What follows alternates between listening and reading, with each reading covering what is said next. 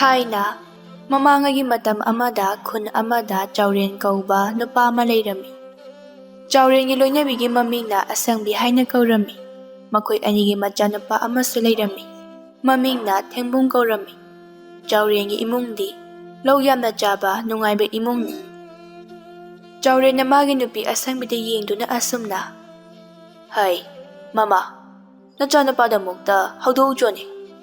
Nangbu aibu labukta chatpa thengkhre tawribase. Moi mapana changlaga ko haudopiba yadabro. Wai teriba ingonda haudoklucha haribadubo. Nachanupado aina haudoklabni soidana phuningani tawbani. Nachanupa haudoklaga labukta tharo sampot khoigadabani. Asi haramlaga Chaurendu labukta chatkirami.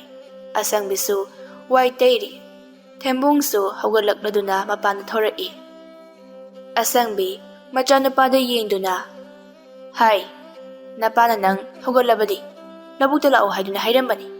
Ngasi sampot khoinyesu hairambani. Thembungdu yam tanna makoktu hotuna. Aikoi pabagi pharakse adum phuradabani. Horen chak toklaga sampot khoirasu yabaduda nang hore matawduna adum tawneba. Nungsa saraba kanda kanana sampot khoinegi. Yahau thengma makai haugatlaga adudane nako hotana amuk leiranu. Yamna ne yiningdre. Nachina yado sengdoklaga labukta thuna chalo. Napagi mihundo nang khangidana. Asi haramlaga Asangbidu imungda changki. Thembung makoktu goro goro hotuna. Tandi talle labuk chatoise. Hek chalhodabada. Horen akoi pabana aingonda lan tadunini. Thembungdu yam tana machimaya sengdoklaga labukta chatki. Thembung khoigi khunda sayenbi kaubi masang mataw yamna phajabi leisabi ama leirami. Sayenbi lumba thangnaba khundagi nupa kaya masu laklami. Thembung nasu sayenbi bu pamjarami. Sayenbi nupa yamna koi nupadagi lauthokpa chathokpa su yamna kalli. Thoinudu sayenbi hoida laklami. Sayenbi thoinubu ubada. Ita thoinu kanana amuk ai pame haibiyu hairapa yaurapagi. Thoinu noklaga. Ita di aina haidringai hana khanglaba oire. Ho ta Thembungdo ngarang ising sokpa chatpada ta khoimuga makoi ani thengnayi. Ta Thembung neita se yam pamjarure. Amuktang hainabiyu haiduna haireklibani. Ainasu hainabigi. Horen ine leibak lagi pafamda singyu chasila ona haikibani. Nangna adu haikiba phareda. Aidi ngasi karama nupadagi themaga chathoksige haiduna khalaga leiramlibani. Ta Thembungdo matam khara koisilagi. Chaba yaba sathoklaga kaina thoklaga loire. Thoinu noklaga. Nangna sathoklibase phanadi yamlamlani. Ado ta Thembungdo icham chamjabani. Mangonda sanabibadi nungaiti. Ibema nungaitabaga tawruno. Apang masini aina sanaba yam nungairise. Nungsiba wahai khara haijingkraba adum pangthari. Aina hariba makhaine loine yare. Adubudi chumi. Nanga tinabadagi aisu phajaba phiron se chaba phangli. Janingba chabasu phangli. Sayenbiga thoinuga adumna wari sanaringai sayenbigi mama leirangdu turendagi ising sokluraga karaklami. Leirangna Thoinu nangsu laamibra. Hoidomcha ita sayenbigi wari amata sagi haduna laambani. Idomcha nakoi anina tawribado kaya pamdi. Nupi oibigi punsidi yamna lubani. Khongthang ama soibada loire. Aduna idomchana noida haigadabadi. Khongthang thangba matamda tare tara thokna khallaga thanguko. Sayenbi suktoktuna hairei. Aikhoi magi khadangse amuk hauradabani. Ita Thoinu nang chalo horendo thengnarasi. Hoita. Thoinu su chatkirami. Leirang machada yengduna. Nang pabasu yam saurabani ko. Nang ne ka amadi helabani. Yumgi thabakna amata suningdi. Aduga mayumgasu paninglini. Luhong nungan magane nangaksamdu paiduna lagtana ilakpadi soidrabani. Adugidamakti mana wabiyu haide. Nachana leigidoriba nupa sidine. Aina hariba makhaibu loine yaba. Sensu paiba masaksu phajaba. Nupadani leidoribase. Laina su phajana aigi saase semlaklaga ꯑꯩꯅ ꯀꯩꯗꯧꯕꯒꯤ ꯃꯩꯈꯨ ꯃꯅꯥꯛꯇ ꯆꯥꯛ ꯊꯣꯡꯂꯒ ꯁꯛ ꯊꯤꯍꯟꯗꯣꯔꯤꯕꯅꯣ? ꯅꯪꯅꯗꯤ ꯁꯛ ꯐꯖꯔꯦ ꯍꯥꯏꯗꯨꯅ ꯇꯧꯖꯔꯤꯕꯗꯣ ꯂꯥꯏꯊꯣꯡ ꯑꯃꯨꯛꯇ ꯃꯥꯡꯅꯦꯗꯤ ꯈꯪꯗ꯭ꯔꯤꯅꯦ ꯅꯪ꯫ ꯑꯩꯈꯣꯏ ꯃꯥꯁꯦ ꯄꯦꯄ ꯌꯥꯝ ꯉꯥꯡꯈ꯭ꯔꯦ ꯑꯣꯏꯕ, ꯑꯩꯗꯤ ꯆꯪꯖꯍꯧꯔꯒꯦ꯫ ꯑꯁꯤ ꯍꯥꯏꯗꯨꯅ ꯁꯛꯌꯦꯟꯕꯤꯗꯨ ꯏꯃꯨꯡꯗ ꯆꯪꯈꯤ꯫ ꯂꯩꯔꯥꯡ ꯃꯆꯥꯅ ꯆꯪꯈꯤꯕꯗꯨ ꯌꯦꯡꯗꯨꯅ ꯑꯩꯕꯨ ꯃꯁꯤꯕꯨ ꯀꯔꯝꯅ ꯍꯥꯏꯅꯒꯗꯧꯔꯤꯕꯅꯣ ꯇꯧꯔꯤꯕꯁꯤꯕꯣ? ꯍꯌꯦꯡ ꯁꯣꯏꯔꯕꯗꯤ ꯑꯩꯒꯤ ꯀꯣꯛꯊꯛꯇ ꯂꯣꯏꯅ ꯇꯥꯔꯛꯀꯅꯤ ꯇꯧꯗꯣꯔꯤꯕꯁꯦ꯫ ꯁꯣꯝꯗ ꯊꯦꯝꯕꯨꯡꯗꯨ ꯂꯧꯕꯨꯛꯇ ꯁꯝꯄꯣꯠ ꯀꯟꯅ ꯈꯣꯏꯔꯤ꯫ ꯆꯥꯎꯔꯦꯟꯅ ꯌꯣꯝꯄꯥꯛ ꯑꯃ ꯄꯥꯏꯗꯨꯅ ꯂꯧꯔꯤ ꯌꯥꯜꯂꯤ꯫ ꯈꯣꯏꯃꯨꯁꯨ ꯊꯦꯝꯕꯨꯡꯗ ꯄꯥꯎ ꯑꯃ ꯇꯝꯒꯗꯕꯒꯤ ꯂꯧꯕꯨꯛꯇ ꯂꯥꯛꯂꯝꯃꯤ꯫ ꯈꯣꯏꯃꯨꯅ "ꯑꯣꯏ ꯇꯥꯎ ꯊꯦꯝꯕꯨꯡ, ꯁꯝꯄꯣꯠ ꯈꯣꯏꯕꯗꯣ ꯑꯃꯨꯛꯇ ꯂꯦꯞꯈꯨꯑꯣ, ꯄꯥꯎ ꯅꯨꯡꯉꯥꯏꯕ ꯑꯃ ꯇꯝꯒꯦ"꯫ ꯊꯦꯝꯕꯨꯡꯁꯨ ꯃꯥꯒꯤ ꯃꯔꯨꯞꯅ ꯍꯥꯏꯔꯤꯕꯗꯨ ꯇꯥꯔꯗꯨꯅ ꯁꯝꯄꯣꯠ ꯈꯣꯏꯕꯗꯨ ꯂꯦꯞꯂꯝꯃꯤ꯫ ꯊꯦꯝꯕꯨꯡ ꯈꯣꯏꯃꯨꯒꯤ ꯃꯅꯥꯛꯇ ꯂꯥꯛꯇꯨꯅ "ꯀꯔꯤ ꯅꯨꯡꯉꯥꯏꯕ ꯄꯥꯎꯅꯣ ꯏꯇꯥꯎ ꯈꯣꯏꯃꯨ"? "ꯊꯣꯏꯅꯨꯗꯨ ꯊꯦꯡꯅꯔꯦ꯫ ꯅꯪꯅ ꯁꯛꯌꯦꯟꯕꯤ ꯅꯨꯡꯁꯤ ꯍꯥꯏꯕꯗꯣ ꯁꯛꯌꯦꯟꯕꯤꯅ ꯌꯥꯔꯦ ꯍꯥꯏꯌꯦ꯫ ꯍꯣꯔꯦꯟ ꯏꯅꯦ ꯂꯩꯕꯥꯛꯂꯩꯒꯤ ꯄꯣꯠꯐꯝꯗ ꯂꯥꯛꯑꯣꯅ ꯍꯥꯏꯔꯛꯏ"꯫ ꯊꯦꯝꯕꯨꯡ ꯌꯥꯝ ꯍꯔꯥꯎꯅ "ꯑꯁꯦꯡꯕ꯭ꯔꯣ ꯏꯇꯥꯎ? ꯅꯪꯅ ꯇꯝꯂꯤꯕ ꯄꯥꯎ ꯑꯁꯤꯕꯣ"? "ꯑꯁꯦꯡꯕꯅꯤ ꯏꯇꯥꯎ, ꯊꯣꯏꯅꯨꯅ ꯂꯣꯏꯅꯅꯦ ꯍꯥꯏꯔꯝꯂꯕꯅꯤ"꯫ ꯊꯦꯝꯕꯨꯡꯗꯤ ꯍꯔꯥꯎꯕꯅ ꯂꯣꯏꯔꯦ꯫ ꯆꯥꯎꯔꯦꯟꯅ ꯂꯥꯎꯔꯛꯏ, "ꯍꯥꯏ, ꯅꯣꯏꯒꯤ ꯋꯥꯔꯤꯗꯤ ꯂꯣꯏꯗ꯭ꯔꯤꯕꯅꯦꯍꯦ, ꯁꯝꯄꯣꯠꯁꯦ ꯈꯣꯏꯕ ꯂꯣꯏꯁꯤꯜꯂꯨ ꯂꯥꯎꯅꯦꯍꯦ"꯫ "ꯏꯇꯥꯎ ꯈꯣꯏꯃꯨ, ꯑꯩ ꯂꯧꯁꯦ ꯈꯣꯏꯕ ꯂꯣꯏꯁꯤꯜꯂꯝꯂꯒ ꯅꯣꯏꯗ ꯂꯥꯛꯂꯒꯦ, ꯅꯠꯇ꯭ꯔꯕꯗꯤ ꯑꯩꯈꯣꯏ ꯄꯥꯕꯅ ꯏꯁꯧ ꯂꯥꯡꯉꯛꯑꯅꯤ"꯫ "ꯍꯣꯏ ꯏꯇꯥꯎ"꯫ ꯈꯣꯏꯃꯨꯗꯨ ꯆꯠꯈꯤꯔꯝꯃꯤ꯫ ꯊꯦꯝꯕꯨꯡꯁꯨ ꯋꯥꯈꯜ ꯅꯨꯡꯉꯥꯏꯅ ꯁꯝꯄꯣꯠ ꯈꯣꯏꯔꯝꯃꯤ꯫ ꯑꯁꯨꯝꯅ ꯁꯝꯄꯣꯠ ꯈꯣꯏꯕ ꯂꯣꯏꯗꯨꯅ ꯃꯄꯥ ꯃꯆꯥꯗꯨ ꯃꯌꯨꯝꯗ ꯀꯥꯔꯛꯂꯝꯃꯤ꯫ ꯆꯥꯛ ꯇꯣꯛꯂꯗꯨꯅ ꯊꯦꯝꯕꯨꯡꯗꯨ ꯃꯐꯤ ꯅꯥꯟꯅ ꯁꯦꯠꯇꯨꯅ ꯊꯣꯛꯈ꯭ꯔꯦ꯫ ꯆꯥꯎꯔꯦꯟꯅ ꯃꯥꯒꯤ ꯅꯨꯄꯤꯗ "ꯑꯁꯤꯅ ꯑꯃꯨꯛ ꯀꯔꯥꯏꯗ ꯆꯠꯂꯤꯕꯅꯣ? ꯑꯩꯗꯤ ꯆꯥꯛ ꯇꯣꯛꯂꯒ ꯂꯧꯕꯨꯛꯇ ꯑꯃꯨꯛ ꯆꯠꯁꯤ ꯍꯥꯏꯒꯦꯅ ꯇꯧꯔꯒ"꯫ "ꯃꯣꯏ ꯃꯄꯥꯁꯨ ꯌꯥꯔꯦꯗ, ꯏꯆꯥꯁꯦ ꯄꯥꯈꯪ ꯐꯥꯔꯕꯅꯤ, ꯈꯔꯁꯨ ꯆꯠꯁꯅꯨ ꯀꯩꯅꯣ"꯫ ꯆꯥꯎꯔꯦꯟꯒ ꯑꯁꯪꯕꯤꯒꯁꯨ ꯑꯁꯨꯝꯅ ꯋꯥꯔꯤ ꯁꯥꯟꯅꯔꯝꯃꯤ꯫ ꯂꯩꯕꯥꯛꯂꯩꯒꯤ ꯄꯣꯠꯐꯝꯗꯅꯤ ꯈꯣꯏꯃꯨꯒ ꯊꯦꯝꯕꯨꯡꯒꯅ ꯂꯩꯔꯤꯕꯗꯣ꯫ ꯊꯦꯝꯕꯨꯡꯗꯨ ꯁꯛꯌꯦꯟꯕꯤ ꯂꯥꯛꯄ꯭ꯔꯥ ꯍꯥꯏꯗꯨꯅ ꯑꯃꯨꯛꯁꯨ ꯌꯦꯡꯂꯤ꯫ ꯇꯟꯖꯥꯗꯨꯗ ꯁꯛꯌꯦꯟꯕꯤꯒ ꯊꯣꯏꯅꯨꯒꯁꯨ ꯂꯩꯕꯥꯛꯂꯩꯒꯤ ꯄꯣꯠꯐꯝꯗ ꯂꯥꯛꯂꯝꯃꯤ꯫ ꯊꯦꯝꯕꯨꯡꯗꯤ ꯁꯛꯌꯦꯟꯕꯤ ꯎꯕꯗ ꯍꯔꯥꯎꯕꯅ ꯂꯣꯏꯔꯤ꯫ ꯊꯣꯏꯅꯨꯅ "ꯇꯥ ꯊꯦꯝꯕꯨꯡ, ꯉꯥꯏꯕ ꯀꯌꯥꯝ ꯀꯨꯏꯔꯒꯦ"꯫ ꯊꯦꯝꯕꯨꯡ ꯅꯣꯛꯃꯤ ꯇꯧꯗꯨꯅ "ꯀꯨꯏꯗ꯭ꯔꯤꯗ, ꯉꯥꯏꯍꯥꯛꯄꯨꯗꯤ ꯑꯣꯏꯔꯤ"꯫ ꯊꯦꯝꯕꯨꯡ ꯂꯩꯕꯥꯛꯂꯩꯗ ꯌꯦꯡꯗꯨꯅ "ꯏꯅꯦ, ꯁꯤꯡꯖꯨꯒ ꯕꯣꯔꯥꯒꯗꯣ ꯈꯤꯇ ꯁꯦꯝꯕꯤꯌꯨꯕ"꯫ "ꯍꯣꯏ, ꯏꯅꯦ ꯁꯦꯝꯃꯛꯑꯒꯦ, ꯉꯥꯏꯍꯥꯛ ꯉꯥꯏꯌꯨꯀꯣ"꯫ ꯂꯩꯕꯥꯛꯂꯩꯒꯤ ꯁꯤꯡꯖꯨ ꯕꯣꯔꯥꯗꯨ ꯁꯦꯝꯗꯨꯅ ꯃꯈꯣꯏꯗ ꯄꯤꯔꯝꯃꯤ꯫ ꯊꯣꯏꯅꯨꯒ ꯁꯛꯌꯦꯟꯕꯤꯒꯗꯤ ꯁꯤꯡꯖꯨꯒ ꯕꯣꯔꯥꯒꯗꯨ ꯌꯥꯝꯅ ꯍꯥꯎꯅ ꯆꯥꯔꯤ꯫ ꯅꯨꯄꯥ ꯑꯅꯤꯗꯨꯗꯤ ꯏꯀꯥꯏꯕꯒꯤꯔ ꯆꯥꯅꯤꯡꯗꯕꯒꯤꯔ ꯈꯪꯗ꯭ꯔꯤ, ꯑꯃꯨꯛ ꯑꯅꯤꯔꯛ ꯍꯨꯛꯂꯒ ꯆꯥꯗ꯭ꯔꯤ꯫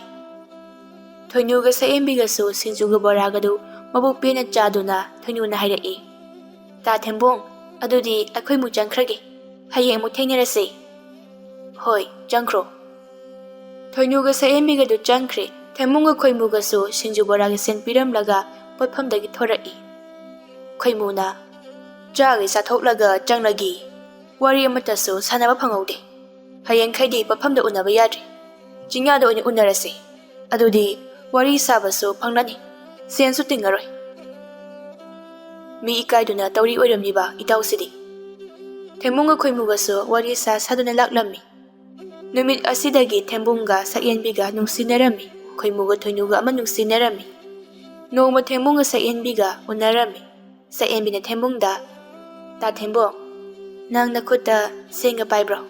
ꯄꯥꯏꯔꯕꯗꯤ ꯈꯤꯇ ꯄꯨꯖꯒꯦ, ꯑꯃꯨꯛ ꯊꯨꯅ ꯁꯤꯡꯉꯛꯀꯦ"꯫ "ꯀꯌꯥꯝ ꯌꯥꯝꯕ ꯁꯦꯜꯅꯣ ꯁꯛꯌꯦꯟꯕꯤ"? "ꯌꯥꯝꯕ ꯅꯠꯇꯦꯗ, ꯂꯨꯄꯥ 50ꯃꯨꯛꯇꯅꯤ"꯫ "ꯑꯗꯨꯛ ꯌꯥꯝꯕ ꯁꯦꯟꯗꯨꯗꯤ ꯅꯪꯗꯤ ꯀꯔꯤꯗ ꯁꯤꯖꯤꯟꯅꯗꯣꯏꯕ ꯁꯛꯌꯦꯟꯕꯤ"?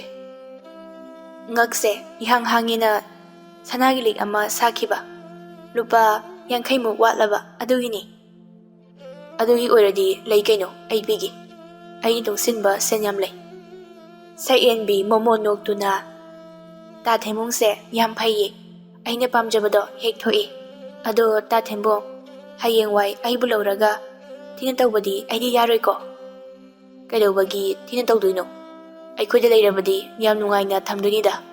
ꯅꯪꯅ ꯂꯩꯌꯨ ꯍꯥꯏꯔꯤ ꯃꯈꯩꯁꯨ ꯂꯩꯗꯣꯏꯅꯤ"꯫ "ꯑꯁꯦꯡꯕ꯭ꯔꯣ ꯇꯥ ꯊꯦꯝꯕꯨꯡ"?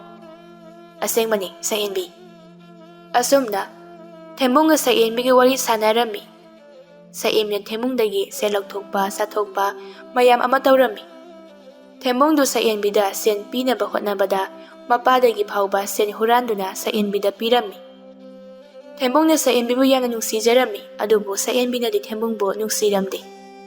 Chaurendu magi kadagi magi nupi asangbibu kana kauri. Asangbisu taraduna magi nupagi manakta changduna. Ho kaidaurage adu kana kauribadubo aine maningda thabak tawrubani. Aigi paksidagi nang se lathokpra. Karadigi lathoktoino aini lathoklabadi moi mapada hairoidro. Adudi kanana aigi paksi asidagi sen lathokliba Mama nachanupa leibra. Madi ngasaina khoimuga thokibadagi hanjilaktriye. Seldo moi mapan thambamka kaubadi nateko. Mama ai kaudine. Mina laklaga sendo lathokpadi oiramoine. Nachanupana lathokpa soidana oiramgani. Lakta lakisano ma ngasidi khangani. Tanjaduda Thembungdo mamai mami ipompo mamakhay mayumna changlai. Madu ubada Chaurena. Hai, nang aigi paksidagi se lathokpra seng hayu. Thembung peri tawduna. Baba, seldo nachana lathokjabani. Adu yamna sendudi nangdi karigi sizinariba ha. Sendu yam thuna puthorok. Baba, aina pabadagi sen huralaga aigi khangnaba nupiduda pibani. Ado baba, nupidusu nupa topada chenkre. Ayam pende. Baba, ayam pende. Asi haiduna angang macha magum kablai. Chaurena machabu lawhatlami. Hai, taningden hey. Nupi chengre kanyasu kapaga saini hey. Nupi aduna nangbu sanabiram labanatro. Thembungdu hilawa makai kaptuna. Sanarame baba. Ado mana ise nungdi yam nungsibani. Baba, nupaduna namdana phaba oiduni baba. Nangdi mana nang nungsi haiba karam haina khangliba ha. Baba, mana ingonda nungsiba wa mayam ama hairame. Mana thadokpa ngamloi hainasu hairame baba. Nangmu thadokpa ngamloi hairamaduna thadoklaga chakhraba natro. Chakre baba. Hai, apang. Nang sibu karama matamdano singlakadoribasibo. Nupi aduna nangbu nungsiba nattini. Lauthokpa chathokpa yanaba nungsiba sabanine. Nangbu mana nungsiba oiramlabadi.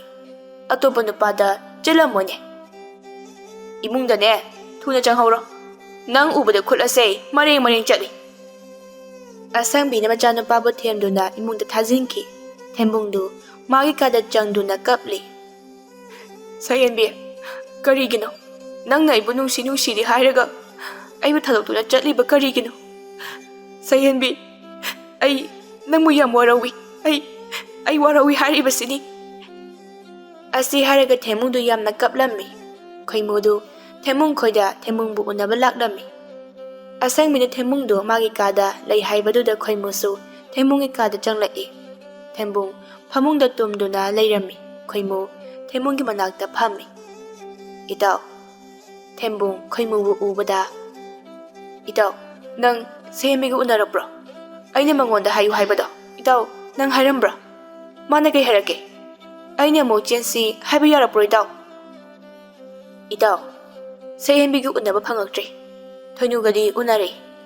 Sayenbina jeriba nupado. Yamna inakhule hai. Sayenbina nanga muktang unase haibada yaraktre hai. Sayenbina aigi unase haibada yaraktre haiba. Nate daw khoimo. Sayenbina aigi unase haibada yaroidaba nate. Aina ma nungsibagum manasu ai nungsibani daw. Asi haiduna Thembungdu angang macha magum kapthorai. Khoimusu Thembunggi matau adubo nungaijeramde. Itaw, si kapanu to yari. Nupa mandaba tawranu. Mangondagi hena phajabi ama lauraga loire. Itawbu karida watki. Sak haira thiba nate. Asomna khoimuna Thembungbu themjinbirami. Thembungsu kapadu toklammi. Sayenbisu luhongkhirami. Sayenbi luhongkhibadagidi Thembungdu karimata chaw thau haiba yaramde. Chaurenga asangbigadu machagi khanbada yamna warami. Chaurenga asangbigadu karam toksige haiduna wa khanarami. Mama, nachanupa asina mathwai nungaitunena chak charaktribase phanadi kuiri. Asumna sum tawduna lairabadi nachanupa se soidana ngauduna chatkiba tarine he. Aduna aigi marup lukhogi machanupi laijaga ichanupaga luhongnaba tawsi. Moi mapa, ꯇꯥ ꯂꯨꯈꯣꯏꯅꯕꯨ ꯌꯥꯔꯛꯀꯗ꯭ꯔꯣ? ꯀꯔꯤꯒꯤ ꯌꯥꯔꯣꯏꯗꯣꯏꯅꯣ? ꯃꯥꯃ ꯂꯨꯈꯣꯏꯗꯣ ꯑꯩꯒ ꯄꯤꯛꯂꯤꯉꯩꯗꯒꯤ ꯂꯣꯏꯅꯔꯛꯄ ꯑꯩꯒꯤ ꯃꯔꯨꯞꯅꯤ. ꯃꯆꯥꯒꯤ ꯃꯆꯥꯅꯨꯄꯤꯗꯣ ꯃꯁꯛ ꯃꯇꯧꯁꯨ ꯑꯗꯨꯝ ꯐꯖꯕꯅꯤ. ꯌꯨꯝ ꯀꯣꯏꯕꯁꯨ ꯍꯩꯕꯅꯤ. ꯐꯔꯦ, ꯃꯣꯏ ꯃꯄꯥ ꯃꯐꯝ ꯑꯁꯤ ꯅꯆꯥꯅꯨꯄꯥꯗ ꯑꯃꯨꯛꯇꯪ ꯍꯧꯗꯣꯛꯇꯨꯅ ꯌꯦꯡꯂꯒꯦ. ꯑꯁꯤ ꯍꯥꯏꯗꯨꯅ ꯑꯁꯪꯕꯤꯅ ꯋꯥꯐꯝ ꯑꯗꯨꯕꯨ ꯃꯆꯥꯅꯨꯄꯥꯗ ꯍꯧꯗꯣꯛꯂꯝꯃꯤ. ꯑꯍꯥꯟꯕꯗꯗꯤ ꯊꯦꯝꯕꯨꯡꯁꯨ ꯌꯥꯔꯝꯗꯦ. ꯃꯃꯥꯅ ꯀꯟꯅ ꯍꯥꯏꯔꯕꯗ ꯃꯍꯥꯛꯁꯨ ꯌꯥꯔꯝꯃꯤ. ꯆꯥꯎꯔꯦꯟꯅ ꯃꯥꯒꯤ ꯃꯔꯨꯞ ꯂꯨꯈꯣꯏꯗ ꯃꯆꯥꯅꯨꯄꯤ ꯂꯥꯏꯖꯕꯨ ꯃꯃꯧ ꯑꯣꯏꯖꯒꯦ ꯍꯥꯏꯗꯨꯅ ꯍꯥꯏꯖꯔꯝꯃꯤ. ꯂꯨꯈꯣꯏꯅꯁꯨ ꯆꯥꯎꯔꯦꯟꯒꯤ ꯋꯥꯗꯨꯗ ꯌꯥꯔꯗꯨꯅ ꯅꯨꯃꯤꯠ ꯑꯐꯕ ꯑꯃ ꯌꯦꯡꯗꯨꯅ ꯊꯦꯝꯕꯨꯡꯒ ꯂꯥꯏꯖꯒ ꯂꯨꯍꯣꯡꯂꯝꯃꯤ. ꯊꯦꯝꯕꯨꯡꯁꯨ ꯍꯧꯖꯤꯛꯇꯤ ꯁꯛꯌꯦꯟꯕꯤꯒꯤ ꯋꯥꯈꯜ ꯇꯞꯅ ꯇꯞꯅ ꯀꯥꯎꯔꯛꯇꯨꯅ ꯂꯥꯏꯖꯒ ꯍꯔꯥꯎ ꯍꯔꯥꯎ ꯂꯩꯃꯤꯟꯅꯔꯝꯃꯤ. ꯂꯥꯏꯖ ꯃꯅꯦꯝ ꯃꯀꯨꯒꯤ ꯁꯦꯕꯥ ꯅꯤꯡꯊꯤꯖꯅ ꯇꯧꯔꯝꯃꯤ. ꯆꯥꯎꯔꯦꯟꯒ ꯑꯁꯪꯕꯤꯒꯗꯨ ꯏꯪꯈꯣꯜꯗ ꯊꯕꯛ ꯁꯨꯔꯤ. ꯑꯁꯪꯕꯤꯅ, ꯃꯣꯏ ꯃꯄꯥ, ꯑꯩꯗꯤ ꯑꯩꯈꯣꯏꯒꯤ ꯏꯃꯧ ꯑꯁꯦ ꯑꯣꯟꯊꯣꯛꯅ ꯅꯨꯡꯁꯤꯖꯈ꯭ꯔꯦ. ꯑꯩꯒꯤ ꯏꯃꯧꯒꯨꯝꯕꯗꯤ ꯂꯩꯀꯥꯏ ꯑꯁꯤꯗ ꯌꯥꯎꯗꯦꯅꯦ. ꯃꯁꯛꯅ ꯃꯁꯛ ꯐꯖꯔꯤꯕ, ꯊꯣꯡ ꯊꯥꯛꯄꯅ ꯃꯔꯣꯟ ꯑꯃ ꯍꯩꯔꯤꯕ, ꯊꯧꯒꯜꯂꯣꯟ ꯕꯦꯕꯥꯔꯅ ꯈꯪꯂꯤꯕ. ꯆꯥꯎꯔꯦꯟ ꯅꯣꯛꯂꯒ, ꯑꯗꯨꯕꯨꯗꯤ ꯆꯥꯎꯔꯦꯟ ꯑꯩꯅ ꯊꯤꯕ ꯏꯃꯧꯅꯤꯗꯅ. ꯑꯁꯨꯝꯅ ꯋꯥꯔꯤ ꯁꯥꯗꯨꯅ ꯂꯩꯔꯤꯉꯩ ꯂꯥꯏꯖꯗꯨ ꯃꯅꯦꯝ ꯃꯀꯨꯅ ꯊꯛꯅꯕ ꯆꯥ ꯄꯨꯗꯨꯅ ꯂꯥꯛꯂꯝꯃꯤ. ꯕꯥꯕꯥ, ꯏꯃꯥ, ꯆꯥ ꯊꯛꯁꯦ. ꯃꯣꯏ ꯃꯄꯥ, ꯊꯕꯛ ꯁꯨꯕꯁꯦ ꯉꯥꯏꯍꯥꯛ ꯂꯦꯞꯂꯒ ꯅꯃꯧꯅ ꯄꯨꯔꯛꯂꯤꯕ ꯆꯥꯁꯦ ꯍꯥꯟꯅ ꯑꯃꯨꯛꯇ ꯊꯛꯂꯨꯈꯤꯁꯤ. ꯍꯣꯏ ꯍꯣꯏ ꯃꯃꯥ. ꯆꯥꯎꯔꯦꯟꯒ ꯑꯁꯪꯕꯤꯒꯗꯨ ꯆꯥ ꯊꯛꯅꯕ ꯇꯧꯔꯝꯃꯤ. ꯑꯁꯪꯕꯤꯅ, ꯏꯃꯧꯅ ꯄꯨꯔꯛꯂꯤꯕꯁꯤꯗꯤ ꯑꯆꯥꯄꯣꯠꯁꯨ ꯌꯥꯎꯔꯤꯗꯅ. ꯑꯁꯤ ꯍꯥꯏꯗꯨꯅ ꯆꯥꯎꯔꯦꯟꯒ ꯑꯁꯪꯕꯤꯒꯗꯨ ꯆꯥꯒ ꯑꯆꯥꯄꯣꯠꯀ ꯆꯥꯔꯝꯃꯤ. ꯂꯥꯏꯖꯅ, ꯕꯥꯕꯥ, ꯉꯁꯤꯗꯤ ꯀꯔꯤ ꯏꯟꯁꯥꯡ ꯊꯣꯡꯁꯤꯒꯦ? ꯏꯄꯥꯒꯤꯗꯤ ꯏꯃꯧꯅ ꯍꯦꯛ ꯊꯣꯡꯕꯗꯣ ꯏꯌꯥꯗ ꯌꯥꯏꯗ. ꯑꯗꯨꯗꯤ ꯕꯥꯕꯥ, ꯏꯃꯥꯅꯁꯨ ꯄꯥꯝꯖꯕ ꯆꯒꯦꯝ ꯑꯣꯏꯅ ꯄꯣꯝꯂꯒꯦ. ꯍꯣꯏ ꯍꯣꯏ, ꯄꯣꯝꯃꯨ ꯄꯣꯝꯃꯨ. ꯂꯥꯏꯖꯁꯨ ꯏꯃꯨꯡꯗ ꯆꯪꯈꯤꯔꯝꯃꯤ. ꯂꯥꯏꯖꯗꯨ ꯆꯥꯛꯈꯨꯝꯗ ꯆꯪꯗꯨꯅ ꯆꯥꯛ ꯊꯣꯡꯂꯝꯃꯤ. ꯊꯦꯝꯕꯨꯡꯁꯨ ꯃꯥꯒꯤ ꯅꯨꯄꯤꯅ ꯆꯥꯛ ꯊꯣꯡꯂꯤꯕꯗꯨꯗ ꯍꯦꯟꯖꯥꯡ ꯁꯦꯝꯕ ꯌꯥꯎꯔꯝꯃꯤ. ꯃꯈꯣꯏ ꯑꯅꯤ ꯅꯣꯛ ꯅꯣꯛꯇꯨꯅ ꯆꯥꯛ ꯊꯣꯡꯂꯝꯃꯤ. ꯂꯧꯕꯨꯛꯇ ꯆꯠꯂꯕꯁꯨ ꯃꯇꯩ ꯃꯅꯥꯎ ꯄꯨꯟꯅ ꯆꯠꯇꯨꯅ ꯊꯕꯛ ꯁꯨꯔꯝꯃꯤ. ꯈꯨꯟ ꯑꯗꯨꯒꯤ ꯃꯤꯁꯤꯡꯅ ꯂꯥꯏꯖꯕꯨ ꯌꯥꯝꯅ ꯊꯥꯒꯠꯂꯝꯃꯤ. ꯂꯥꯏꯖꯒꯨꯝꯕꯤ ꯏꯃꯧ ꯑꯃ ꯐꯪꯖꯔꯕꯗꯤ ꯐꯈ꯭ꯔꯅꯤꯗ ꯍꯥꯏꯅ ꯍꯥꯏꯅꯔꯝꯃꯤ. ꯈꯨꯜ ꯂꯩꯀꯥꯏꯅ ꯃꯃꯧꯕꯨ ꯊꯥꯒꯠꯄꯗꯨ ꯎꯔꯒ ꯆꯥꯎꯔꯦꯟꯒ ꯑꯁꯪꯕꯤꯒꯗꯤ ꯌꯥꯝꯅ ꯍꯔꯥꯎꯔꯝꯃꯤ. ꯂꯧꯕꯨꯛꯇꯅꯤ ꯊꯦꯝꯕꯨꯡꯒ ꯂꯥꯏꯖꯒꯗꯨ ꯊꯕꯛ ꯁꯨꯅ ꯁꯨꯅ ꯑꯁꯨꯝꯅ ꯋꯥꯔꯤ ꯁꯥꯟꯅꯔꯝꯃꯤ. ꯅꯨꯄꯥ, ꯍꯟꯗꯛꯇꯤ ꯑꯩꯈꯣꯏꯒꯤ ꯂꯧꯁꯦ ꯌꯥꯝꯅ ꯐꯖꯩ. ꯐꯧꯁꯨ ꯌꯥꯝꯅ ꯊꯣꯛꯀꯗꯕ ꯃꯥꯜꯂꯤ. ꯃꯁꯤ ꯄꯨꯝꯅꯃꯛꯁꯦ ꯅꯪꯒꯤ ꯍꯣꯠꯅꯖꯃꯟꯒꯤ ꯃꯍꯩꯅꯤ. ꯑꯩꯅ ꯀꯃꯥꯏꯅ ꯍꯣꯠꯅꯔꯤꯕ? ꯄꯥꯕꯒ ꯅꯪꯒꯅ ꯅꯣꯡꯖꯨ ꯅꯨꯡꯁꯥ ꯈꯥꯏꯗꯅ ꯍꯣꯠꯅꯔꯒ ꯅꯪꯅ ꯇꯣꯏꯅ ꯌꯦꯡꯁꯤꯟꯕꯗꯒꯤꯅꯤ ꯂꯧ ꯑꯁꯦ ꯑꯁꯨꯝꯅ ꯐꯖꯔꯤꯕꯁꯦ. ꯂꯥꯏꯖ, ꯅꯪꯁꯦ ꯑꯩꯈꯣꯏ ꯃꯥꯒ ꯄꯥꯕꯒꯅꯗꯤ ꯌꯥꯝ ꯊꯥꯒꯠꯂꯤ. ꯅꯪꯕꯨ ꯑꯩꯒꯤ ꯑꯣꯏꯅ ꯐꯪꯖꯕꯁꯦ ꯑꯩꯒꯤ ꯂꯥꯏꯕꯛ ꯐꯕꯅꯤ ꯂꯥꯏꯖ. ꯂꯥꯏꯖ ꯃꯣꯃꯣꯟ ꯅꯣꯛꯇꯨꯅ, ꯑꯩꯁꯨ ꯅꯪꯒꯨꯝꯕ ꯊꯃꯣꯏ ꯁꯦꯡꯕ ꯑꯃꯕꯨ ꯑꯩꯒꯤ ꯏꯄꯨꯔꯣꯏꯕ ꯑꯣꯏꯅ ꯐꯪꯖꯕꯁꯦ ꯑꯩꯍꯥꯛꯀꯤꯁꯨ ꯂꯥꯏꯕꯛ ꯐꯕꯅꯤ. ꯂꯥꯏꯖꯒ ꯊꯦꯝꯕꯨꯡꯒꯗꯨ ꯂꯧ ꯑꯗꯨ ꯌꯦꯡꯅ ꯌꯦꯡꯅ ꯋꯥꯔꯤ ꯃꯌꯥꯝ ꯑꯃ ꯁꯥꯟꯅꯔꯝꯃꯤ. ꯃꯇꯝ ꯈꯔꯒꯤ ꯇꯨꯡꯗ ꯂꯥꯏꯖꯁꯨ ꯊꯥ ꯂꯦꯞꯂꯝꯃꯤ. ꯄꯥꯎꯗꯨ ꯇꯥꯕꯗ ꯃꯅꯦꯝ ꯃꯀꯨꯗꯤ ꯍꯔꯥꯎꯕꯅ ꯂꯣꯏꯔꯤ. ꯊꯦꯝꯕꯨꯡꯅ ꯃꯄꯥ ꯑꯣꯏꯗꯧꯔꯦ ꯍꯥꯏꯕꯗꯨꯗ ꯌꯥꯝꯅ ꯍꯔꯥꯎꯔꯝꯃꯤ. ꯅꯣꯡꯃ ꯊꯦꯝꯕꯨꯡꯅ ꯀꯩꯊꯦꯜꯗ ꯆꯠꯄꯗ ꯁꯛꯌꯦꯟꯕꯤꯒ ꯊꯦꯡꯅꯔꯝꯃꯤ. ꯁꯛꯌꯦꯟꯕꯤ ꯊꯦꯝꯕꯨꯡꯕꯨ ꯎꯕꯗ ꯊꯦꯝꯕꯨꯡꯗ ꯀꯧꯔꯛꯂꯝꯃꯤ. ꯊꯦꯝꯕꯨꯡ ꯁꯛꯌꯦꯟꯕꯤꯕꯨ ꯎꯕꯗ ꯄꯨꯡꯉꯛ ꯍꯦꯛ ꯉꯛꯂꯝꯃꯤ. ꯁꯛꯌꯦꯟꯕꯤ ꯈꯣꯟꯖꯦꯜ ꯈꯔ ꯅꯧꯊꯔꯒ, ꯇꯥ ꯊꯦꯝꯕꯨꯡ, ꯅꯨꯡꯉꯥꯏꯔꯤꯕꯣ? ꯅꯨꯡꯉꯥꯏꯔꯤꯌꯦ. ꯅꯪꯕꯨ ꯁꯛꯌꯦꯟꯕꯤ ꯅꯠꯇ꯭ꯔꯣ? ꯃꯥꯅꯤ, ꯇꯥ ꯊꯦꯝꯕꯨꯡ, ꯑꯩ ꯁꯛꯌꯦꯟꯕꯤꯅꯤ. ꯇꯥ ꯊꯦꯝꯕꯨꯡ, ꯑꯩ ꯌꯨꯝꯗ ꯍꯜꯂꯛꯇꯨꯅ ꯂꯩꯔꯤ. ꯇꯥ ꯊꯦꯝꯕꯨꯡꯒ ꯑꯃꯨꯛꯇ ꯎꯅꯅꯤꯡꯗꯨꯅ ꯂꯩꯔꯛꯂꯤꯕꯁꯦ ꯀꯨꯏꯔꯕꯅꯤ. ꯉꯁꯤꯗꯤ ꯇꯥꯟ ꯆꯥꯔꯤ. ꯇꯥ ꯊꯦꯝꯕꯨꯡ, ꯑꯩ ꯆꯦꯟꯈ꯭ꯔꯦ ꯇꯥꯕꯗ. ꯇꯥ ꯊꯦꯝꯕꯨꯡ ꯅꯪ ꯌꯥꯝ ꯀꯞꯄꯦ ꯍꯥꯏꯕ ꯏꯇꯥ ꯊꯨꯅꯤꯅ ꯇꯝꯕꯗꯒꯤ ꯑꯩꯁꯨ ꯇꯥꯔꯤ. ꯃꯇꯝ ꯑꯗꯨꯗ ꯇꯥ ꯊꯦꯝꯕꯨꯡꯅ ꯑꯩꯒ ꯑꯃꯨꯛꯇ ꯎꯅꯁꯦ ꯍꯥꯏꯗꯨꯅ ꯍꯥꯏꯔꯛꯈꯤꯕꯗꯣ, ꯃꯗꯨꯗ ꯑꯩꯅ ꯌꯥꯈꯤꯗꯕꯗꯣ ꯑꯇꯩꯒꯤ ꯅꯠꯇꯦ. ꯑꯩꯒꯤ ꯎꯅꯔꯒ ꯇꯥ ꯊꯦꯝꯕꯨꯡꯒꯤ ꯊꯃꯣꯏꯗꯣ ꯍꯦꯟꯅ ꯀꯥꯏꯅꯤ ꯈꯟꯕꯅ ꯑꯩꯅ ꯌꯥꯈꯤꯗꯕꯅꯤ. ꯇꯥ ꯊꯦꯝꯕꯨꯡ, ꯑꯩ ꯇꯥ ꯊꯦꯝꯕꯨꯡ ꯃꯤꯀꯨꯞ ꯑꯃꯠꯇꯁꯨ ꯀꯥꯎꯕ ꯂꯩꯇꯦ. ꯑꯩꯅ ꯏꯄꯥꯝꯗ ꯍꯜꯂꯛꯇꯨꯅ ꯂꯩꯔꯤꯕꯁꯦ ꯇꯥ ꯊꯦꯝꯕꯨꯡ ꯅꯨꯡꯁꯤꯕꯒꯤꯗꯃꯛꯇꯅꯤ. ꯊꯦꯝꯕꯨꯡ ꯅꯨꯡꯉꯥꯏꯇꯅ, ꯁꯛꯌꯦꯟꯕꯤ, ꯑꯩꯗꯤ ꯅꯨꯄꯤ ꯊꯤꯔꯦ. ꯑꯗꯣ ꯉꯁꯤꯁꯨ ꯑꯩ ꯅꯪꯕꯨ ꯀꯥꯎꯕꯗꯤ ꯂꯩꯇꯦ. ꯑꯩꯅ ꯅꯪꯒꯤꯗꯃꯛ ꯅꯨꯄꯥꯗꯣ ꯊꯥꯗꯣꯛꯇꯨꯅ ꯂꯥꯛꯂꯒ ꯅꯪꯗꯤ ꯑꯩꯒꯤꯗꯃꯛ ꯅꯪꯒꯤ ꯅꯨꯄꯤꯗꯣ ꯊꯥꯗꯣꯛꯄ ꯉꯝꯂꯣꯏꯗ꯭ꯔꯥ ꯇꯥ ꯊꯦꯝꯕꯨꯡ? Thembungdu wakan khali Sayenbina amuk makha taraki. Adu oireko. Matam amada ta Thembungna aibu nungsi haikibado. Ta Thembung, aidi hingbada kanadri. Ai tomta sizaruragi. Asi haiduna Sayenbidu chatke haina tawi. Thembungna Sayenbibu khamlami. Sayenbi, karigi nangna sigadoribano. Nangna aigidamak nangi nupa thado amadi ngamlaga aina karigi nangidamak aigi nupi thadokpadi karigi ngamlo. Adudi ta Thembung, nang aibu haujimak nangi yumda puduna chalo natrabadi ai tomda sini. Sayenbi, adumna haigano. Aina namu puduna chatkani lao jalasi. Asi haiduna Thembungna Sayenbibu mayumda puduna laklami. Laijasu imungdagi ensang hekna polang ama paiduna thorai. Magi nupaga Sayenbiga lakminabadu ubada ngakna. Nupa, asibu Sayenbi natro. Mane nupi, Sayenbini. Madi, aikhoigi sida kadawa laiba. Nupi, Sayenbi singa sidagidi aikhoiga puna lairadabani. Laija yam ngakna. Karino nupa, nangna haribadubo. Nupi, aina haribase asingmani. Sayenbise, aina ngasi jalabani. Nakoi anisu pokminabana jinanaw amagumna nungsina laiminaw. Nupa, ay madungamloy. Haujimak Sayenbibo, hinduklujo, natrabadi ay yumasidagi jakhigani. Tanjaduda manyenga makugasu thoraklami imungdagi. Chaurenga asangbigasu Sayenbibu ubada yamna ngaklami. Asangbina, kadawragine, noibo, nupisine kanano, imagi bungo, nupisibu kanano. Imagi imaw oinaba haiduna nachana pusinjarabani. Machagi wado tabada Chaurenga asangbigado yamna ngaklami. Chauren sauna, kari haiba, nupi asibu yumasigi maw oinaba purakpani haiba. Mama, aigi lukhumda lijay lahubado amukta lauthochu chalo. Moi mapa amukta phingat pikino. Se, tabna ingna hana mukta phajana ngangnakisi. Asangbi machanupada yengduna, imagi bungo, numit tadringa nupi ase mayumda mukta thindokchu chalo. Sayenbina, aigi yumasidagi chatpa ngamlaroi.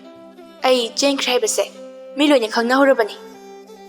Thembungna, ima, masi pumnamak ase aigi laibakta sumna thonda mamabani. Phajana harau leiminarase.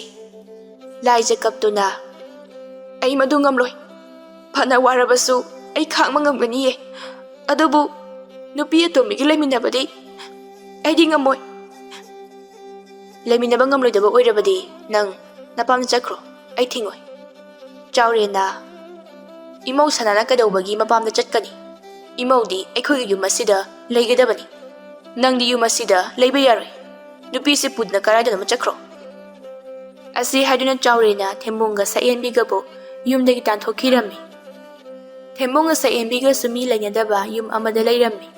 Thembungdu haujikdi chingda chatuna uyanduna kaithenda yolami. Madudagi phanglakpa sen aduna chengwanduna charami. Sayenbisu chak thongo haibasu yaramdi. Imungi thabak amatasu tauramdi numit chuppa tumbaga chabaga tawduna leirammi. Imungi thabak puma Thembungna loina taurammi. Sayenbidu henjang hawi hauti haiduna isausu yamna langammi. Thembungdu kaithenda usingdu yoluraga chengwanduna mayumda laklammi. Sayenbidu sumangna nungsa yaiduna leirammi. Sayenbina, kaigino adu yam kuyidubo aidi chaklamana sigadore. Chakto khara thuna mukta thongo. Sayenbi, ngasidi uyamda khulase sokre. Ngasidi chakto nang khara thongo. Kari, aina chak thongdoriba ngamoi nang adum thongo. Chak thonglaga phajakraba aigi khulase chuhange hairo. Thembungsu Sayenbiga ngangnaba tanbadagi. Hoi pharese ai thonguragi. Asi hadun Thembungdu chakhumda changduna chak thonglami. Chaksu loreduna Sayenbibu kaurami. Sayenbisu chakhumda changaktuna chaktu chanaba taurami. Henjangdu ubada Sayenbi sugatuna. Kari insangno sidi? Iroibabu yaranine. Injangmu sumaina kanana thongnagi. Nong phadoksu nga thongba chaba yai. Thembungdu Sayenbigi mawng mataw aduda sawningbanani loirabani adubu manaramdi. Aisu ahawbado chaningibani. Selaitabagi tauribani. Leiruye, nangdi apangnina. ꯁꯛꯌꯦꯟꯕꯤꯗꯨ ꯉꯥꯡꯗꯅ ꯆꯥꯛ ꯑꯗꯨ ꯂꯣꯏꯅ ꯍꯦꯛ ꯆꯥꯈꯤ꯫ ꯁꯛꯌꯦꯟꯕꯤ ꯆꯥꯛꯇꯨ ꯇꯣꯛꯂꯗꯨꯅ ꯃꯈꯨꯠ ꯑꯗꯨ ꯀꯣꯝꯄꯥꯛ ꯑꯗꯨꯗ ꯆꯨꯞꯂꯨꯞꯇꯨꯅ ꯍꯧꯒꯠꯇꯨꯅ ꯆꯠꯈꯤ꯫ ꯂꯨꯈꯥ ꯆꯒꯨꯝꯁꯤꯡꯗꯨ ꯊꯦꯝꯕꯨꯡꯅ ꯂꯣꯏꯁꯤꯜꯂꯝꯃꯤ ꯑꯗꯨꯒ ꯐꯃꯨꯡꯗ ꯆꯪꯗꯨꯅ ꯄꯣꯊꯥꯔꯝꯃꯤ꯫ ꯁꯣꯝꯗꯁꯨ ꯂꯥꯏꯖꯕꯨ ꯃꯅꯦꯝ ꯃꯀꯨꯅ ꯂꯥꯏꯖꯒꯤ ꯋꯥꯈꯜ ꯅꯨꯡꯉꯥꯏꯅꯕꯇ ꯍꯣꯠꯅꯔꯝꯃꯤ, ꯑꯗꯨꯕꯨ ꯂꯥꯏꯖ ꯑꯌꯥꯝꯕ ꯃꯇꯝꯗ ꯀꯞꯇꯨꯅꯇ ꯂꯩꯔꯝꯃꯤ꯫ ꯃꯌꯥꯡꯁꯨ ꯌꯥꯝꯅ ꯀꯪꯁꯤꯜꯂꯤ, ꯀꯨꯆꯨ ꯀꯨꯃꯦꯟꯁꯨ ꯌꯥꯝꯅ ꯃꯨꯁꯤꯜꯂꯤ꯫ ꯑꯁꯪꯕꯤꯅ "ꯂꯥꯏꯖ, ꯅꯪꯕꯨ ꯑꯗꯨꯝ ꯇꯧꯗꯨꯅ ꯂꯩꯔꯕꯗꯤ ꯌꯥꯔꯔꯣꯏꯅꯦ꯫ ꯑꯁꯤꯒꯨꯝꯕ ꯃꯇꯝ ꯑꯁꯤꯗꯤꯅꯦ, ꯑꯐꯕ ꯆꯤꯟꯖꯥꯛ ꯆꯥꯗꯨꯅ ꯋꯥꯈꯜ ꯅꯨꯡꯉꯥꯏꯕ ꯈꯟꯗꯨꯅ ꯂꯩꯒꯗꯕꯅꯤꯅꯦ꯫ ꯅꯪꯗꯤ ꯀꯞꯂꯒ ꯑꯗꯨꯝ ꯂꯩꯔꯦ꯫ ꯏꯃꯥ, ꯑꯩꯕꯨ ꯃꯄꯣꯛ ꯊꯤꯕꯁꯤꯕꯨ ꯂꯩꯔꯝꯈꯤꯒꯗ꯭ꯔꯅꯦ? ꯏꯅꯦꯝꯒꯤ ꯂꯥꯏꯖ, ꯄꯨꯝꯅꯃꯛ ꯏꯁꯣꯔꯅ ꯑꯩꯈꯣꯏꯗ ꯆꯥꯡꯌꯦꯡ ꯇꯧꯔꯤꯕꯅꯤ꯫ ꯏꯕꯨꯡꯉꯣꯗꯣ ꯅꯣꯡꯃ ꯅꯠꯇ꯭ꯔꯒ ꯅꯣꯡꯃꯗꯤ ꯌꯨꯝ ꯑꯁꯤꯗ ꯁꯣꯏꯗꯅ ꯍꯜꯂꯛꯈꯤꯅꯤꯡꯉꯤ." ꯑꯁꯨꯝꯅ ꯑꯁꯪꯕꯤꯅ ꯃꯃꯧꯕꯨ ꯊꯦꯝꯖꯤꯟꯕꯤꯔꯝꯃꯤ꯫ ꯁꯛꯌꯦꯟꯕꯤꯗꯨ ꯐꯤ ꯌꯥꯝ ꯑꯃ ꯄꯨꯊꯣꯛꯇꯨꯅ ꯃꯥꯒꯤ ꯅꯨꯄꯥꯕꯨ ꯀꯧꯔꯤ꯫ ꯊꯦꯝꯕꯨꯡꯅ ꯃꯥꯒꯤ ꯅꯨꯄꯤꯒꯤ ꯃꯅꯥꯛꯇ ꯂꯥꯛꯇꯨꯅ "ꯀꯩꯗꯧꯔꯦ ꯁꯛꯌꯦꯟꯕꯤ?" "ꯇꯥ ꯊꯦꯝꯕꯨꯡ, ꯑꯩꯒꯤ ꯐꯤꯔꯣꯜꯁꯤꯡꯁꯦ ꯂꯣꯏꯅ ꯃꯣꯠꯂꯤ. ꯇꯨꯔꯦꯟꯗ ꯄꯨꯗꯨꯅ ꯑꯃꯨꯛꯇ ꯁꯨꯗꯣꯛꯄꯤꯔꯨꯆꯣꯕ. ꯑꯩꯅ ꯁꯨꯔꯨꯒꯗꯕꯗꯣ ꯅꯨꯡꯁꯥ ꯁꯥꯕꯅꯤꯅ ꯀꯨꯆꯨꯁꯦ ꯃꯨꯁꯤꯟꯅꯤꯕ." "ꯁꯛꯌꯦꯟꯕꯤ, ꯅꯪꯒꯤ ꯐꯤꯔꯣꯜꯁꯦ ꯑꯩꯅ ꯁꯨꯔꯒ ꯃꯤꯅ ꯎꯈ꯭ꯔꯕꯗꯤ ꯀꯔꯤ ꯉꯥꯡꯅꯗꯧꯔꯤꯒꯦ?" "ꯉꯥꯡꯅꯅꯤꯡꯕ ꯉꯥꯡꯅꯁꯅꯨ. ꯇꯥ ꯊꯦꯝꯕꯨꯡ, ꯑꯩꯅ ꯂꯩꯁꯥꯔꯤꯉꯩꯗ ꯑꯩꯅ ꯍꯥꯏꯕꯗ ꯌꯥꯅꯤ. ꯑꯩꯕꯨ ꯅꯨꯡꯉꯥꯏꯅ ꯊꯝꯕꯤꯅꯤ ꯍꯥꯏꯅ ꯍꯥꯏꯈꯤꯕꯗꯥꯏꯅꯦ. ꯑꯩꯅ ꯇꯥ ꯊꯦꯝꯕꯨꯡꯕꯨ ꯅꯨꯡꯁꯤꯕꯒꯤ ꯅꯨꯡꯉꯥꯏꯈ꯭ꯔꯕ ꯏꯃꯨꯡ ꯑꯗꯣ ꯊꯥꯗꯣꯛꯂꯝꯂꯒ ꯇꯥ ꯊꯦꯝꯕꯨꯡꯒꯤ ꯃꯅꯥꯛꯇ ꯂꯥꯛꯄ ꯅꯠꯇ꯭ꯔꯣ? ꯑꯗꯨꯒ ꯇꯥ ꯊꯦꯝꯕꯨꯡꯅ ꯑꯩꯅ ꯍꯥꯏꯕꯁꯨ ꯑꯃꯠꯇ ꯌꯥꯕꯤꯗꯕ." "ꯌꯥꯔꯦꯁꯦ, ꯁꯥꯎꯔꯅꯨ. ꯅꯪꯒꯤ ꯐꯤꯔꯣꯜꯁꯤꯡ ꯑꯁꯦ ꯑꯩ ꯇꯨꯔꯦꯟꯗ ꯄꯨꯗꯨꯅ ꯁꯨꯔꯨꯔꯒꯦ." ꯑꯁꯤ ꯍꯥꯏꯗꯨꯅ ꯁꯛꯌꯦꯟꯕꯤꯒꯤ ꯑꯃꯣꯠꯄ ꯐꯤꯔꯣꯜ ꯑꯗꯨ ꯇꯨꯔꯦꯟꯗ ꯄꯨꯗꯨꯅ ꯁꯨꯅꯕ ꯇꯧꯔꯝꯃꯤ꯫ ꯃꯧ ꯈꯔꯁꯨ ꯇꯨꯔꯦꯟꯗ ꯐꯤ ꯁꯨꯔꯝꯃꯤ꯫ ꯃꯧꯁꯤꯡ ꯑꯗꯨ ꯃꯈꯣꯏ ꯃꯁꯦꯟ ꯑꯁꯨꯝꯅ ꯍꯥꯏꯅꯔꯝꯃꯤ꯫ "ꯍꯩꯃꯥ, ꯌꯦꯡꯉꯣ, ꯊꯦꯝꯕꯨꯡ ꯑꯁꯦ ꯃꯥꯒꯤ ꯅꯨꯄꯤꯒꯤ ꯐꯤ ꯁꯨꯕ ꯂꯥꯛꯂꯤ ꯃꯥꯜꯂꯤ, ꯌꯦꯡꯉꯨꯇꯨ." ꯃꯧ ꯑꯗꯨꯒꯤ ꯋꯥꯗꯨ ꯇꯥꯕꯗ ꯑꯇꯩ ꯃꯧꯁꯤꯡ ꯑꯗꯨ ꯊꯦꯝꯕꯨꯡꯗ ꯌꯦꯡꯂꯒ ꯅꯣꯛꯂꯝꯃꯤ꯫ "ꯊꯦꯝꯕꯨꯡ ꯑꯁꯦ ꯅꯨꯡꯕꯨ ꯅꯨꯡꯉꯥꯏꯇꯦ. ꯃꯥꯕꯨ ꯏꯁꯣꯔꯒꯨꯝ ꯂꯥꯠꯆꯔꯤꯕꯤ ꯂꯥꯏꯖꯕꯨ ꯃꯤꯔꯥꯏꯔꯒ ꯂꯤꯟ ꯑꯃꯣꯝ ꯑꯁꯦ ꯂꯧꯅꯤꯅ ꯂꯧꯔꯤꯕꯅꯤ꯫ ꯁꯛꯌꯦꯟꯕꯤꯅ ꯍꯥꯟꯅ ꯃꯌꯨꯝ ꯄꯥꯜꯂꯨꯕꯗꯣ ꯑꯩꯈꯣꯏ ꯏꯄꯥꯝꯂꯣꯝꯗꯅꯤ. ꯊꯕꯛ ꯁꯨꯅꯤꯡꯃꯟꯗꯕꯒꯤ ꯃꯥꯒꯤ ꯅꯨꯄꯥꯗꯨꯅ ꯇꯥꯟꯊꯣꯔꯛꯄꯅꯤ ꯍꯥꯏꯕꯅꯤ. ꯃꯌꯨꯝꯗ ꯂꯩꯔꯤꯉꯩꯗꯁꯨꯅꯦ ꯊꯕꯛ ꯑꯃꯠꯇ ꯁꯨꯗꯕꯅꯤ. ꯊꯦꯝꯕꯨꯡꯅ ꯐꯪꯂꯤꯕꯁꯦ ꯂꯥꯏꯖꯕꯨ ꯃꯤꯔꯥꯏꯕꯒꯤ ꯃꯍꯩꯅꯤ. ꯑꯁꯦꯡꯕ ꯁꯅꯥ ꯑꯗꯨꯕꯨ ꯂꯪꯊꯣꯛꯂꯝꯂꯒ ꯑꯔꯨꯞꯄ ꯁꯅꯥꯗꯨ ꯑꯣꯏꯅ ꯈꯨꯜꯂꯦ ꯍꯥꯏꯕꯗꯨꯅꯤ." ꯃꯧꯁꯤꯡ ꯑꯗꯨꯅ ꯉꯥꯡꯅꯔꯤꯕꯗꯨ ꯊꯦꯝꯕꯨꯡꯁꯨ ꯇꯥꯔꯝꯃꯤ꯫ ꯊꯦꯝꯕꯨꯡ, ꯃꯥꯅ ꯆꯝꯖꯔꯕꯤ ꯂꯥꯏꯖꯕꯨ ꯃꯤꯔꯥꯏꯔꯨꯕꯗꯨ ꯉꯁꯤꯗꯤ ꯅꯤꯡꯉꯝꯗꯕ ꯐꯥꯎꯔꯛꯏ꯫ ꯊꯦꯝꯕꯨꯡ, ꯁꯛꯌꯦꯟꯕꯤꯕꯨꯁꯨ ꯌꯥꯝꯅ ꯁꯥꯎꯅꯤꯡꯂꯝꯃꯤ꯫ ꯊꯦꯝꯕꯨꯡ ꯐꯤꯁꯤꯡꯗꯨ ꯁꯨꯗꯕꯤ ꯃꯌꯨꯝꯗ ꯀꯥꯔꯛꯏ꯫ "ꯇꯥ ꯊꯦꯝꯕꯨꯡ, ꯑꯩꯒꯤ ꯐꯤꯁꯤꯡꯗꯣ ꯁꯨꯕ ꯂꯣꯏꯕꯤꯔꯛꯂꯕꯣ?" ꯊꯦꯝꯕꯨꯡ ꯃꯅꯥꯛꯇ ꯂꯩꯕ ꯆꯩ ꯑꯃ ꯂꯧꯔꯒ ꯁꯛꯌꯦꯟꯕꯤꯕꯨ ꯐꯨꯔꯝꯃꯤ꯫ ꯁꯛꯌꯦꯟꯕꯤꯁꯨ ꯊꯦꯝꯕꯨꯡ ꯑꯗꯨꯅ ꯐꯨꯔꯛꯄꯗꯨꯗ ꯅꯥꯗꯨꯅ ꯀꯞꯂꯝꯃꯤ꯫ "ꯀꯩꯅꯣ, ꯉꯥꯎꯔꯕꯣ? ꯀꯅꯥꯅ ꯀꯔꯤ ꯍꯥꯏꯖꯤꯜꯂꯛꯂꯒꯦ? ꯑꯁꯨꯛ ꯊꯤꯅ ꯐꯨꯔꯤꯕꯁꯤꯕꯣ? ꯉꯁꯤꯗꯒꯤ ꯅꯪ ꯅꯌꯨꯝꯗ ꯆꯠꯈꯤꯒꯗꯕꯅꯤ. ꯅꯪꯗꯤ ꯃꯍꯨ ꯄꯨꯕꯤ ꯂꯤꯟ ꯑꯃꯣꯝ ꯑꯣꯏꯔꯝꯃꯤ. ꯆꯠꯀꯅꯤꯅ ꯅꯪꯒꯤ ꯑꯄꯠꯄ ꯌꯨꯝ ꯑꯁꯤꯗ ꯌꯥꯝꯅ ꯂꯩꯅꯤꯡꯉꯝꯗꯧ ꯃꯥꯟꯕ꯭ꯔꯣ?" ꯑꯁꯤ ꯍꯥꯏꯔꯝꯂꯒ ꯁꯛꯌꯦꯟꯕꯤꯗꯨ ꯁꯥꯎꯅ ꯆꯠꯈꯤꯔꯝꯃꯤ꯫ ꯊꯦꯝꯕꯨꯡ ꯃꯌꯨꯝꯗ ꯂꯥꯛꯇꯨꯅ ꯃꯃꯥꯒ ꯃꯄꯥꯒ ꯃꯥꯒꯤ ꯅꯨꯄꯤꯒꯗ ꯂꯥꯜꯂꯦ ꯍꯥꯏꯅ ꯍꯥꯏꯖꯔꯝꯃꯤ꯫ ꯊꯦꯝꯕꯨꯡꯅ ꯃꯔꯥꯟ ꯌꯥꯖꯔꯕꯗ ꯊꯦꯝꯕꯨꯡꯕꯨ ꯉꯥꯛꯄꯤꯔꯝꯃꯤ꯫ ꯂꯥꯏꯖꯒ ꯊꯦꯝꯕꯨꯡꯒꯁꯨ ꯍꯥꯟꯅꯒꯨꯝ ꯅꯨꯡꯁꯤꯅꯅ ꯂꯩꯃꯤꯟꯅꯔꯝꯃꯤ꯫ ꯂꯥꯏꯖꯁꯨ ꯃꯀꯨꯝ ꯃꯊꯥ ꯁꯨꯔꯗꯨꯅ ꯃꯆꯥꯅꯨꯄꯥ ꯑꯃ ꯄꯣꯛꯂꯝꯃꯤ꯫ ꯆꯥꯎꯔꯦꯟꯒ ꯑꯁꯪꯕꯤꯒꯗꯤ ꯍꯔꯥꯎꯕꯅ ꯂꯣꯏꯔꯤ꯫ ꯃꯁꯨ ꯅꯨꯄꯥ ꯑꯃ ꯐꯪꯖꯕ ꯑꯗꯨꯗ ꯂꯥꯏꯖꯒ ꯊꯦꯝꯕꯨꯡꯒꯁꯨ ꯃꯣꯠ ꯇꯤꯟꯅꯅ ꯅꯨꯡꯉꯥꯏꯅ ꯄꯥꯟꯈꯤꯔꯝꯃꯤ꯫ ꯑꯗꯨꯒ ꯁꯛꯌꯦꯟꯕꯤꯗꯤ ꯃꯄꯥꯝꯗ ꯍꯟꯗꯨꯅ ꯃꯌꯥꯝꯒꯤ ꯃꯤꯅꯣꯛꯅꯐꯝ ꯑꯣꯏꯗꯨꯅ ꯂꯩꯈꯤ꯫